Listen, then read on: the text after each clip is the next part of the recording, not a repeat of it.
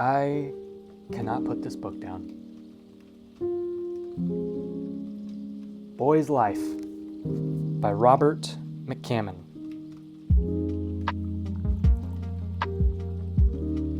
It's impossible. I can't put it down. It's so good. It's only been 2 days since I started this book, and I am 200 pages in. I'm obsessed. I take it everywhere I go.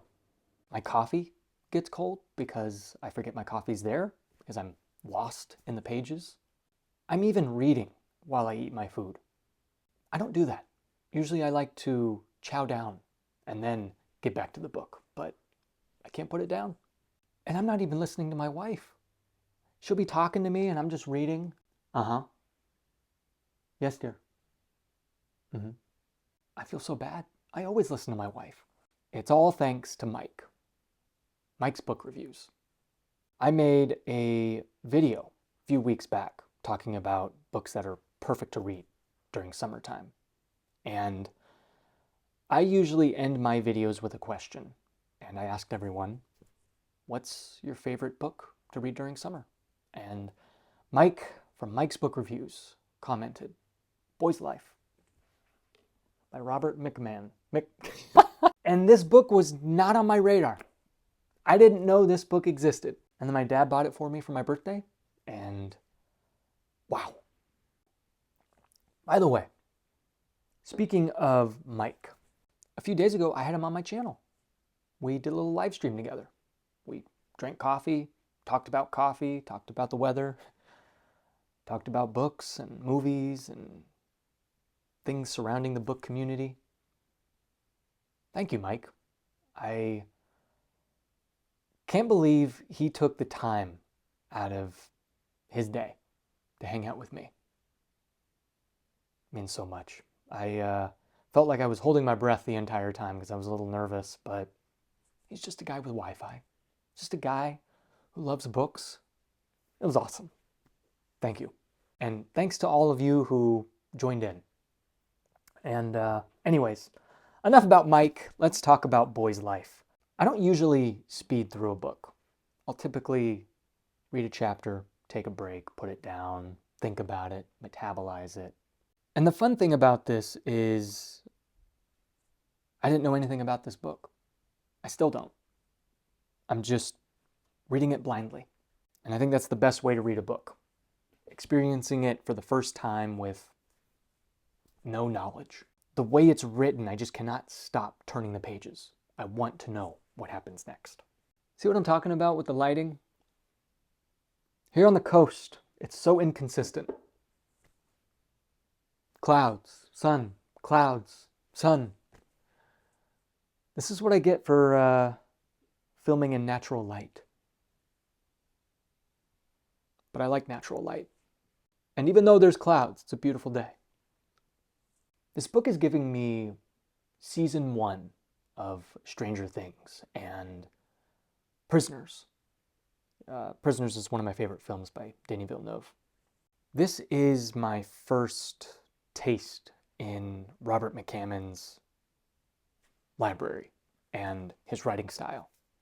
I am absolutely in love with how he writes, how he paces this book. It's some of the best pacing I've ever experienced. And you know me, I love talking about pace. Pace is such a vital thing in storytelling. And I always fixate on it when I watch a film or read a book. You know, if a moment lingers a little too long, or if a moment is cut short. This has some of the best pacing. And the flow of words, it's like melted butter on a skillet, and you just toss that sizzling salmon on top. It's smooth. It is smooth pacing. And how the words flow together, the sentence structure. It's easy breezy, and it's clever, and it's emotionally impactful. It evokes emotion and that feeling of being a kid again. It's weird. I get Patrick Rothfuss vibes in Robert McCammon's writing. It's not poetic and lyrical in that sense of Name of the Wind, but it's There's a rhythm to the sentence structure and word choice that is so flawless and smooth. And the characters, they're all different. They're all unique from one another. They all stand out. Characters are not just names and empty vessels for exposition. They feel like real people. They feel like they live in this small town. And everything they say is unique and unique to themselves. Maybe another reason why this book is so easy to read is because it's not fantasy. You know, when I read a fantasy book, I'm having to learn all these proper nouns, all these nations and cities and magic systems and characters and what's this creature, what's that, what are the factions like? With this, it's just the real world. It's our life. I can picture Alabama. I can picture a small town, 1,500 people. I know what a bicycle is. I know what a baseball card is. And it's a book that just brings me back to the simple times of being a child. Sure, I didn't grow up in the 60s, but the way Robert writes, I can feel the 60s. And I can relate to the main characters because we were all once kids. I would ride my bike until the street lights came on. My mom would yell when dinner's ready. I remember the magical feeling of what it was like to hang out with friends late at night or have a slumber party. I'm going to read you the second page of this book. So bear with me. You know, I do believe in magic. I was born and raised in a magic time, in a magic town among magicians. Oh, most everybody else didn't realize we lived in that web of magic connected by the silver filaments of chance and circumstance. But I knew it all along. When I was 12 years old, the world was my magic lantern, and by its green spirit glow, I saw the past, the present, and into the future. You probably did too. You just don't recall it. See, this is my opinion. We all start out knowing magic. We are born with whirlwinds, forest fires, and comets inside us. We are born able to sing to birds and read the clouds and see our destiny in grains of sand. But then we get the magic educated right out of our souls. We get it churched out, spanked out, washed out, and combed out. We put on the straight and narrow and told to be responsible, told to act our age, told to grow up for God's sake. And you know why we were told that?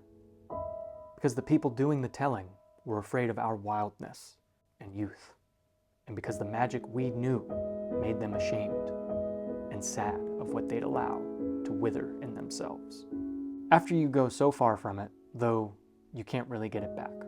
You can have seconds of it, just seconds of knowing and remembering. When people get weepy at movies, it's because in the dark theater, the golden pool of magic is touched, just briefly. Then they come out into the hard sun of logic and reason again, and it dries up. And they're left feeling a little heart-sad and not knowing why. When a song stirs a memory, when motes of dust turning in a shaft of light takes your attention from the world, when you listen to the train passing on a track at night in the distance and wonder where it might be going, you step beyond who you are and where you are. For the briefest of instants, you have stepped into the magic realm. That's what I believe. That is just a snippet of Robert McCammon and Boy's Life. Although I'm only 200 pages in, I highly recommend it, and I think you should go out and pick it up. Read it alongside me. I think we can get this done before the end of July. By the way, if you don't know, I have a book club, and the book for July was the little novella by Stephen King, The Body. This was lovely. This was a great precursor to Boy's Life, and they kind of blend in together. Per usual, I love to end my videos with a question. So the question is, what's a book that you could not put down?